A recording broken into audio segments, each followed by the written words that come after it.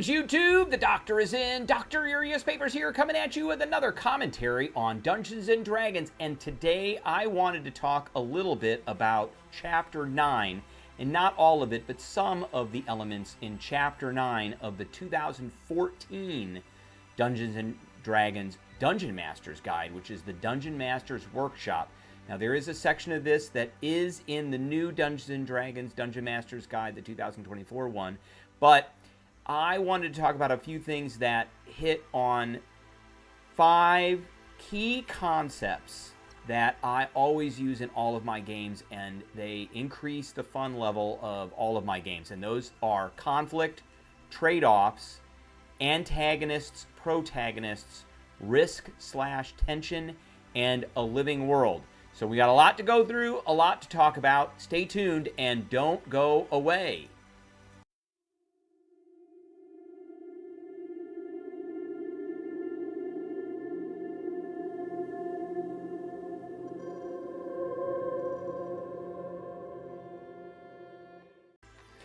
Alright, so when the 2014 Dungeon Master's Guide came out, Mike Mearls, and I don't want to hear that there was Jeremy Crawford and all these other guys with it. It was Mike Mearls that wrote all of this stuff. So when this came out in 2014, Mike Mearls included this chapter in the Dungeon Master's Guide called the Dungeon Master's Workshop. And it is a collection of a bunch of different optional rules that were present for the game that you could use to change things. You could make them harder, you could make them grittier, you could increase the power of the players, things like that. Things just to make the game more or less palpable to what you wanted. The new Dungeon Master's Guide, which in my opinion is complete garbage, does have a chapter in it called the Dungeon Master's Workshop, and I don't think that it really adds a whole lot to the game. It doesn't really give you a lot of optional stuff. There's a few options in there. There's a few things that I do like, but the majority of the stuff that's in there, the vast majority of the stuff that's in there, I think is just complete garbage. Now, I like to have conflict. I think to have a successful game, and a successful game is where everybody is having fun, that there needs to be conflict. The players need to feel conflict within the game. There needs to be decisions that ultimately end up in trade-offs, one thing versus another thing. There needs to be an antagonist and a protagonist. Obviously, the players, because this is high fantasy sword and sorcery, they are heroes and heroines. They need to be the protagonists, and there needs to be clear antagonists that are also present that cause the conflict and cause these decisions or trade-offs that the players have to make. In addition, there needs to be a level of risk and tension to everything that the players do. Every decision they make, they need to be able to think, is this going to result in some kind of tension for us, loss, or a trade-off? Again, there's that word trade-off.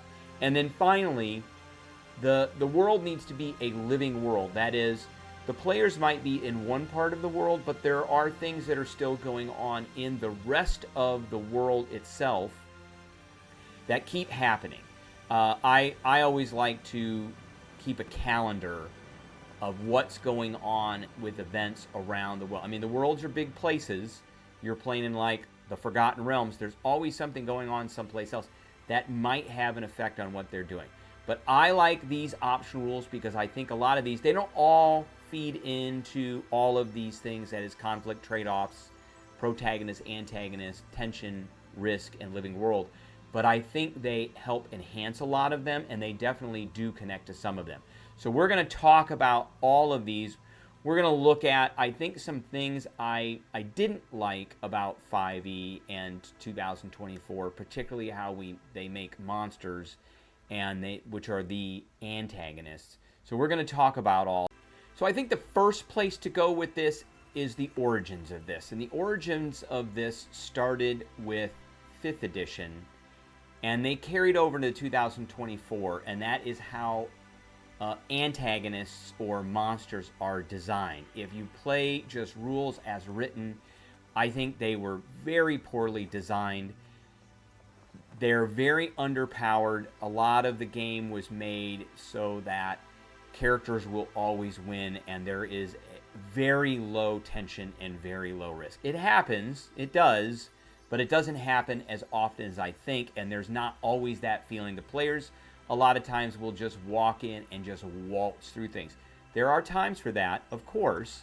There needs to be clear victories for the players, but most of the time there needs to be a level of tension or risk. And if you've got a highly functioning group who knows each other's characters and works as a team, because it is a team effort, then a lot of times that tension and risk will not be there. Now, this started with, and I have up here right now, the monster creation rules, so creating quick monster stats. And there was a table in the 2014 5th edition Dungeon Master's Guide that showed you by challenge rating what the proficiency bonus, armor class, hit points, attack bonus, and damage per round. These do not always reflect creatures that are in the monster manual. So, for instance, and this table is non-existent in the 2024 rules. So this was in the 2014 rules, and for some reason they took it out of the 2024 rules. That's why I think the 2024 DMG, one of the main reasons why I think it's garbage, is because things like this and these tables like this were taken out. So let's, and this is a 2024 creature. This is the Ice Devil, but I do want to go through this, and I do want to look at this. So we've got this Ice Devil who's got an ace. He's a challenge rating 14 creature. A lot of the stats for these creatures carried over from 5th edition to 2024. AC of 18 and gets 3 attacks, does 2d8 plus 5, 14 damage. So if he were to hit every single time, he's going to do 42 points of damage, plus another 10, so 72 points of damage around if he hits every single time. Now, the average damage that is in the workshop here on making that for a challenge rating 14 creature is 87 and 92 points of damage. That's the average damage they're supposed to do per round. And that's not even close. So we've got an 18 armor class, that seems okay, 266 to 280 hit points. And if we go back and we look at this Ice Devil, he's got 228. So he's short on hit points, and he is short on damage. In addition, if we look at the bonus to hit, so he's got a proficiency bonus of plus 5, and he should have an attack rating of plus 8, which I think is rather low.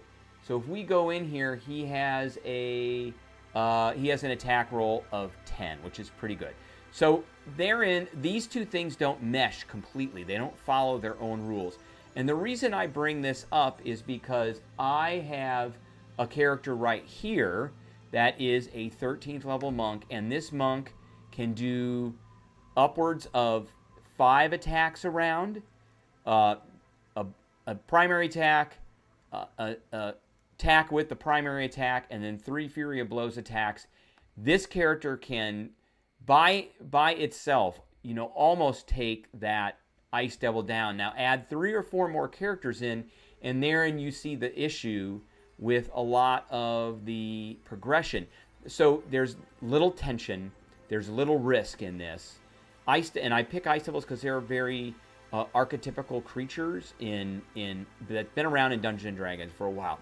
So let's talk about some of these optional rules that can put into your game some risk, tension, trade-offs, conflict, antagonist, protagonist, things like that can increase the tension in the game, which could increase decisions that characters make, and that they'll talk about later on as you go through. So the first one I want to talk about here is fear.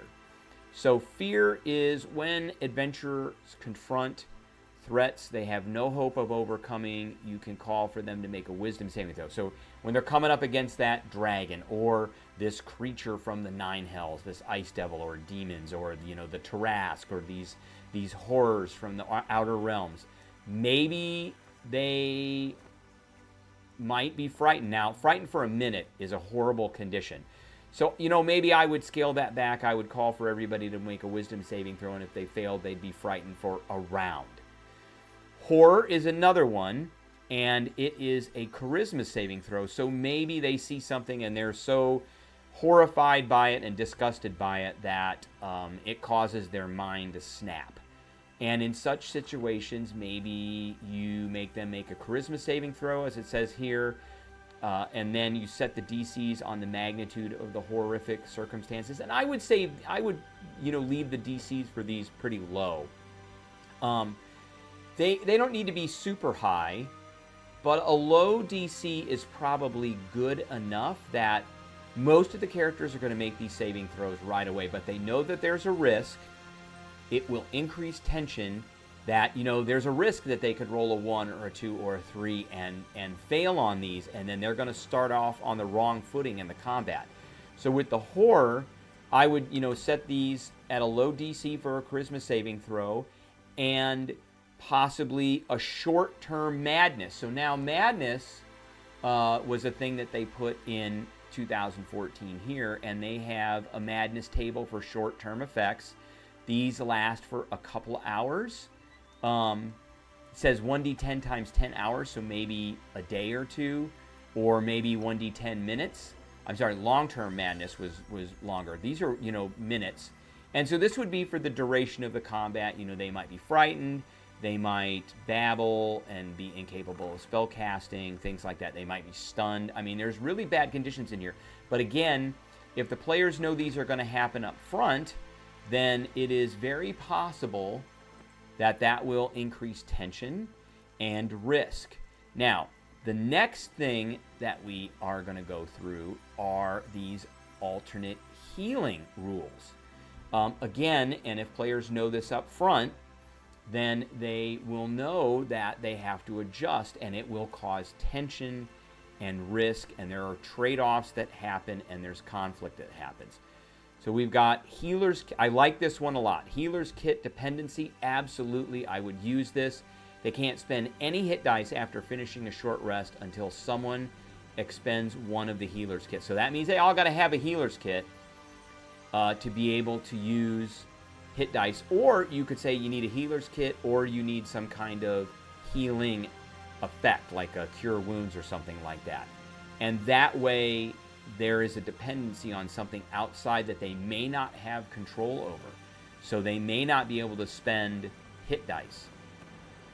I do like this slow natural healing as well. So it says characters do not regain hit points at the end of a long rest. Instead, a character can spend hit dice to heal at the end of a long rest, just not with a short rest.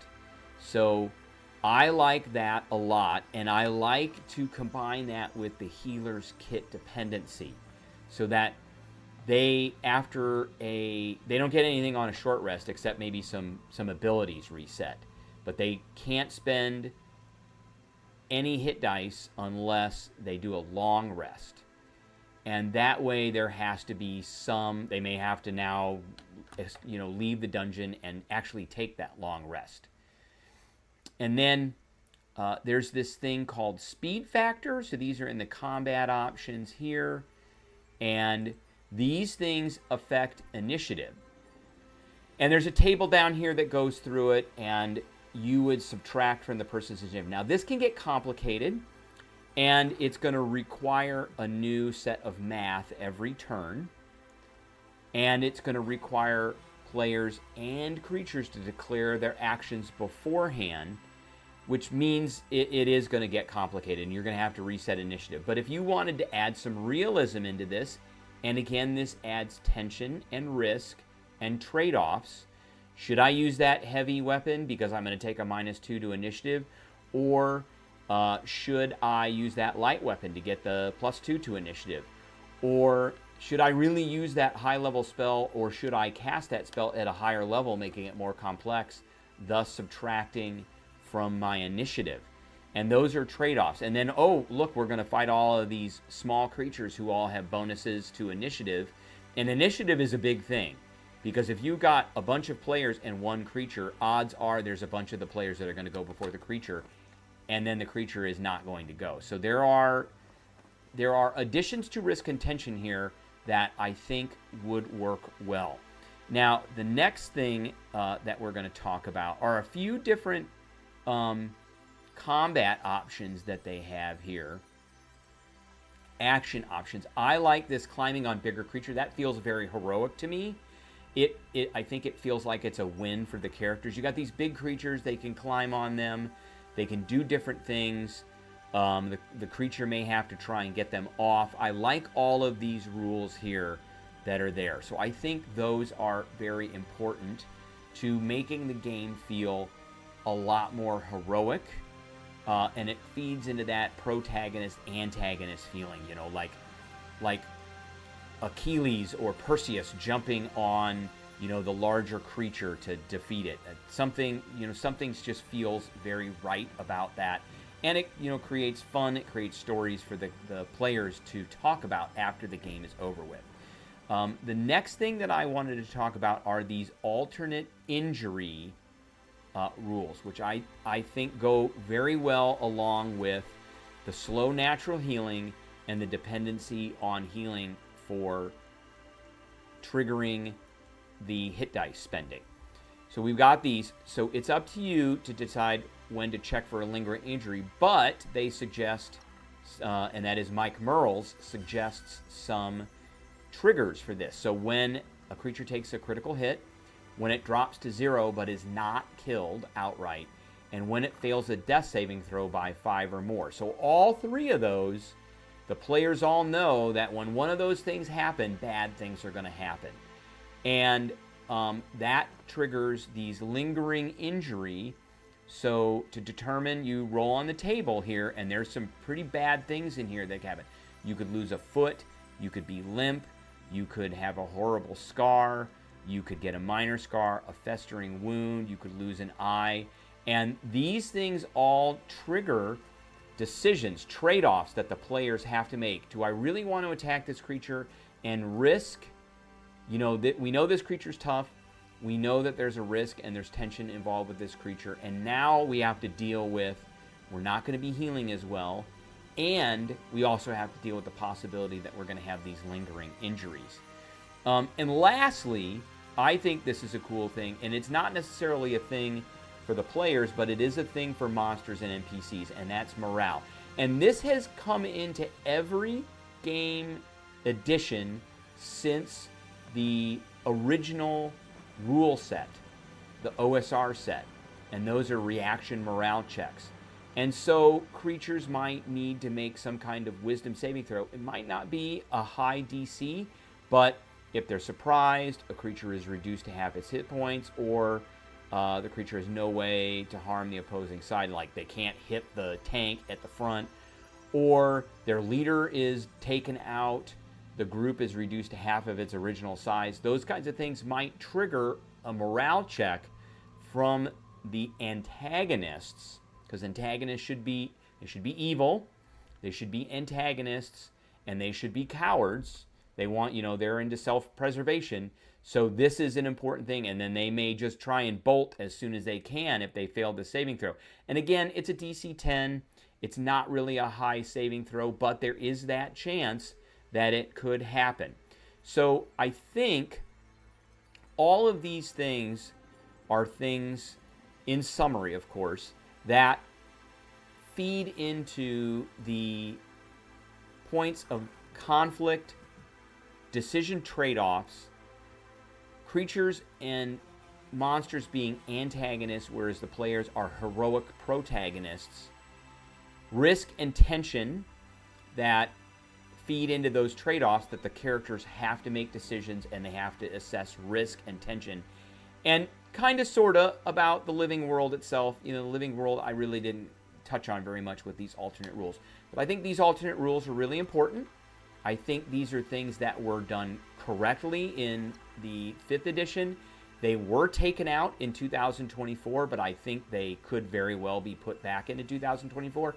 And I think they could breathe life into your game, whereas, you know, right now, if you just run D&D rules as written 2024, it does not feel very heroic at all, because, to be honest, characters, and especially characters when they hit about 6th or 7th level, just start running through everything because of the points that I made with monsters and creatures and their progression versus a character's progression, particularly monsters' progression with armor class, monsters' progression with their hit points, and monsters' progression with their damage that they do per round based off of their CR versus equal levels of the characters. And these are all things I think that would help to balance that out. All right, that is what I have for everybody today. I appreciate everybody tuning in, and I will catch everybody later.